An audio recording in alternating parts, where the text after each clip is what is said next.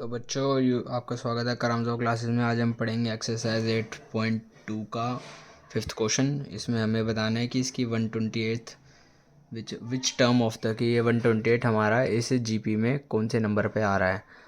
हमारे general term का formula A N equal to A R N -1 था, तो हमें निकालना है कि 128 कौन सी टर्म पे है इसकी।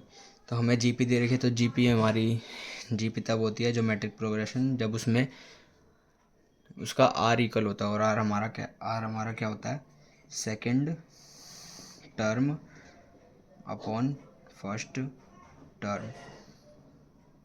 तो इसमें सेकंड टर्म हमारी क्या है, 2/√2 और फर्स्ट टर्म क्या है, A2/A1 का होता है हमारा, क्या कहते हैं, आर निकालना होता है। हमें जीपी दे रखी है तो हमें आर ऐसे ही निकलेगा हमारा। तो second term upon first term, तो सेकंड टर्म फर्स्ट टर्म को मुझसे डिवाइड करेंगे, 2 से 2 कट गया, आर आ गया हमारा √2।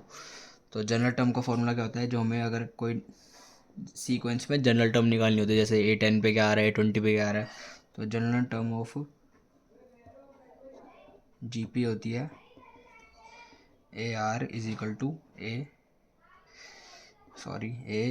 = ARn-1।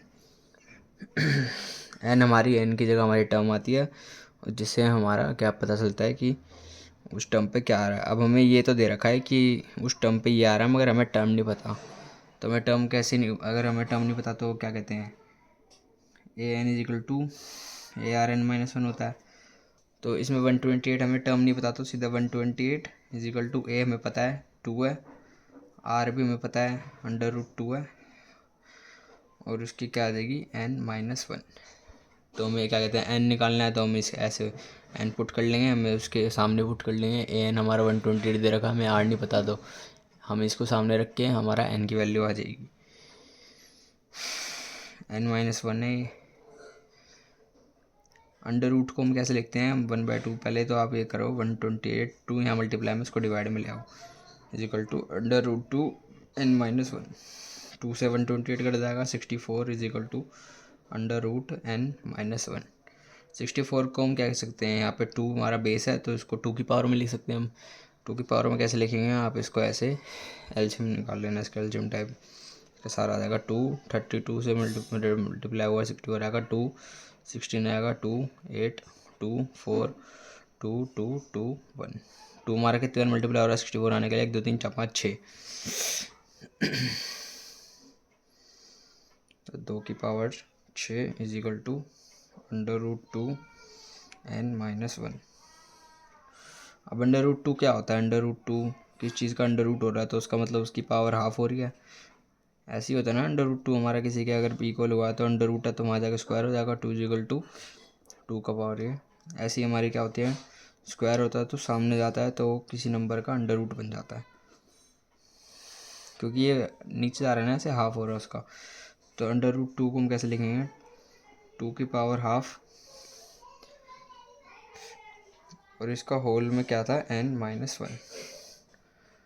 ठीक है, तो 2 की पावर 6 = 2।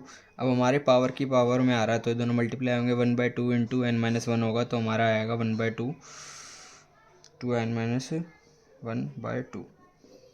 ठीक है,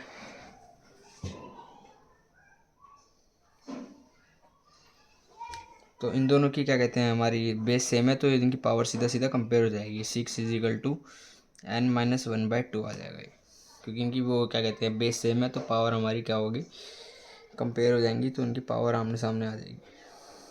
ये आपका रफ वर्क है, आपको समझाने के लिए किया था मैंने। 6 = n-1/2 आया हमारा, तो n की वैल्यू क्या आ जाएगी, ये हमने कंपेयर किया ना दोनों की, हमारी वो सेम है, 2 की पावर 6 है हमारी इसकी भी 2 की पावर n-1/2 है।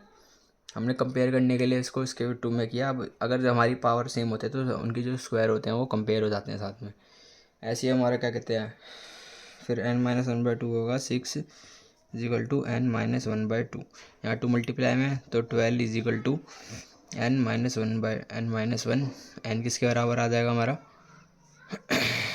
ये 12 इधर जाएगा तो प्लस का हो जाएगा, तो n = हमारा आ जाएगा 13। तो इससे हमारा आंसर क्या है कि 13th टर्म पे हमारी 128 13 मतलब इस सीक्वेंस में जब 13 टर्म आएगी, हमारी 13th टर्म आएगी, उसकी हमारी 128th वैल्यू होगी। ठीक है,